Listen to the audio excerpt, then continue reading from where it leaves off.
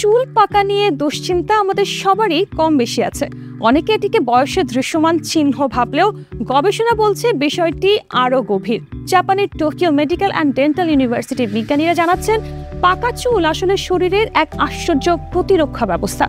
চুলের রং দেয় মেলানোসাইট নামের কোষ, যেগুলো বয়স, মানসিক চাপ বা ডিএনএ ক্ষতির কারণে বিপদে পড়লে বিভাজন বন্ধ করে দেয়।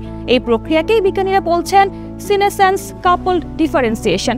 কোষগুলো বিভাজন থামিয়ে দিলে চুল সাদা হয় বটে, কিন্তু একই সঙ্গে ক্যান্সারের ঝুঁকিও কমে যায়। কারণ ক্ষতিগ্রস্ত কোষ যদি বিভাজন চালিয়ে যেত, সেখান থেকেই ক্যান্সার কোষ তৈরি হওয়ার আশঙ্কা থাকতো। এ কারণে বিজ্ঞানীরা বলছেন, অকালপক্কতা রোধে নিয়মিত ঘুম, সুষম খাবার, মানসিক শান্তি ও স্বাস্থ্যকর জীবনযাপন অত্যন্ত জরুরি। এগুলো মেলানোসাইট কোষকে সুস্থ রাখে এবং চুলের স্বাভাবিক রং ধরে রাখতে সাহায্য করে।